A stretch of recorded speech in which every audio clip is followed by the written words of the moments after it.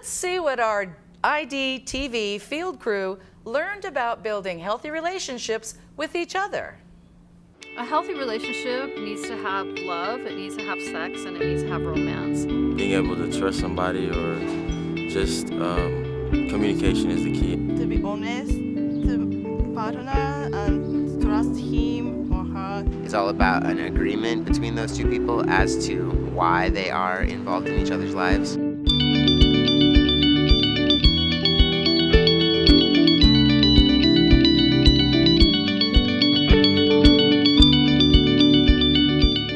Defining a healthy relationship is actually a lot of fun to do.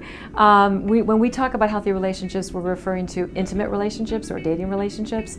We always start with honesty, respect, and trust, because if you don't have those three, you don't have much more to go on or to build on. We talk about good sex. If both people want to have sex, it has to be consensual, it has to be safer, and then mutually satisfying. You want to make sure both partners are having fun.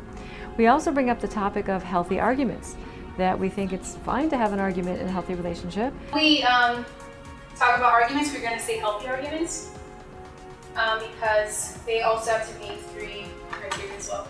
So the first one is that it has to be non-violent. Next is non-abusive. And the last is going to be non-frequent. Well, in a healthy relationship, you're going to find 2 people who have fun together, who respect each other, who are able to compromise, who can have an argument but not end the relationship over it. Or even, actually a healthy relationship doesn't have to be forever, and it would be great if you could end it in a friendly way. To make your relationship healthy, you want to make sure that you communicate with each other, that you don't harbor resentments, that if something is going wrong, you talk about it, and respect the other person's response and give them time to figure out what they want to say. Tell your partner what it is that you want, and not in a demanding, like, I want it now, but this is how I feel. You always want to start your sentences with, I feel like, or this makes me feel. You don't want to be like, you make me feel bad, you are doing this. You always want to start off with, so they don't go into the defensive mode. Even the people who seem to appear to have this perfect relationship, there's always something behind the scenes that we don't see. They're not going to put that dirty laundry out there. I mean, some people do, but most people, so it's hard to say, oh my gosh, they're the perfect couple, because they may look like the perfect couple, but if she's being abused, she may not tell anybody. So what we know in abusive relationships, the way it looks, it can be physical abuse, slapping, hitting, kicking, punching, destroying property, so kind of physical violation. It could also be sexual abuse, forcing somebody to have sex they don't want to have, and emotional abuse. And some people will experience emotional abuse and not experience physical abuse and not experience sexual abuse. And it's still very damaging because it's harder to detect sometimes. The person will constantly criticize them or put them down or make them feel stupid. At a certain point, you begin to lose your self-esteem, and it could happen to anybody. Myself have been in unhealthy relationships. I've been married 3 times, and my first husband was physically abusive. My second husband was emotionally abusive, and in both situations there was drug and alcohol use, so that kind of made it a factor of instability. But for many people, their abuser will do what's called hearts and flowers, and they'll say, I'm so sorry, I'll never do it again. And so they get trapped back into that relationship. Seeking help is an advice you should do as soon as something doesn't feel right to you. Because the sooner you get the help, the less likely you're going to have your self-esteem be destroyed. And again, we've got help here at City College. You could come to Project Survive for short-term crisis counseling. I can talk to people for up to an hour and refer them to other therapists, either in our Student Health Center, where they can get 6 to 8, even sometimes more, free sessions from therapists. And I can also refer them to agencies in the city.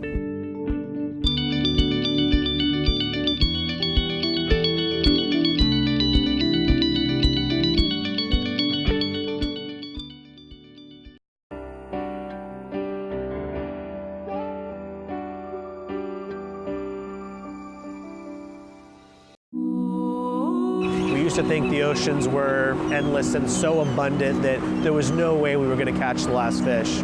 There's good scientific data right now that says by 2048, the oceans will be commercially fished out. Sustainable seafood and regular seafood are the same thing. The only difference is intention and respect. There are two main areas that fishing can cause negative impacts to the ecosystem. The first one is about what we're taking out of the ocean. So how much we're taking, what species we're taking. The other issue is how we're taking it. Are we using poles and lines? Are we using nets? Are we using bottom trawls? Are we using long lines? Not just what are we fishing for, but how are we doing it? I love it or hate it, aquaculture is the future of seafood. There's a growing appetite globally for seafood, and we're meeting it by fish farming. That's not inherently a bad thing. If you take the fish farm out of the ocean, first of all, that way you don't have the pollution issues, you don't have the genetic perturbation of local fish, and you don't have the disease problems that come from an ocean-bound open fish farm. So once you get the fish farm on land, you've already solved a lot of problems. Then the next thing you need to do is farm the right fish. You farm a bluefin tuna, you need about 15, 20, 25 pounds of fish protein going into the farm to get 1 pound out of the farm. But if you have something like, say, a striped bass or a catfish, you're actually able to, say, put half a pound of protein or a quarter pound of protein in and get 1 pound out. So we have a positive ratio. A lot of the times we run into problems because we decide, well, we can't catch enough of a certain kind of fish, so we're just gonna farm it instead. That's problematic because most of the fish that we in the West like to catch are the big predatory hunters. The tuna and the swordfish and the marlin and those kind of things. The problem with farming salmon is a carnivorous species. It requires fish to make fish. So we're depleting the world's forage fish populations, forage fish being anchovies, sardines, and menhaden, to farm salmon. The conversion ratios are backwards. It takes more fish to make less. So that's why it started, because farm salmon is something that we should not be supporting. There's lots of issues with it. So much of the seafood coming into this country is untraceable. This is basically pirate fishing. Fish stolen from the ocean, not reported, not managed. The US government could do a lot more to ensure that the seafood coming into this country has been caught in a legal and sustainable manner. It actually would really benefit all of us if consumers talk to their grocery stores, because the grocery stores are the ones that can push hard on this and say, hey, we want to know that our seafood is not just sustainable, but that it's legal. Part of the challenges that we've had here at Tataki is identifying areas of sushi culture in the United States that don't really mesh well with sustainability. The best example is unagi, freshwater eel. Populations of eels have declined by over 90% in the last 30 years. But the worst part about it is that the way that it's served, we don't even taste the fish.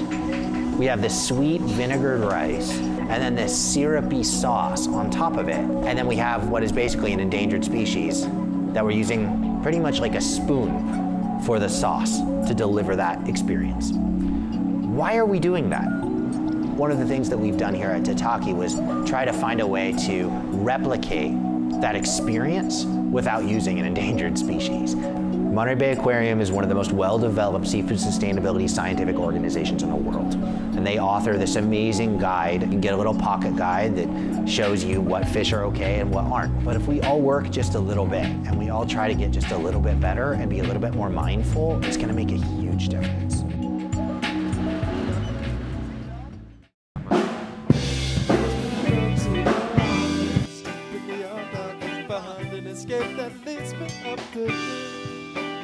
To the top, right? Up in the mountains, so high. It's in the front without freezing. Welcome back to IDTV. We have the genres here in studio, keeping the mood light and groovy.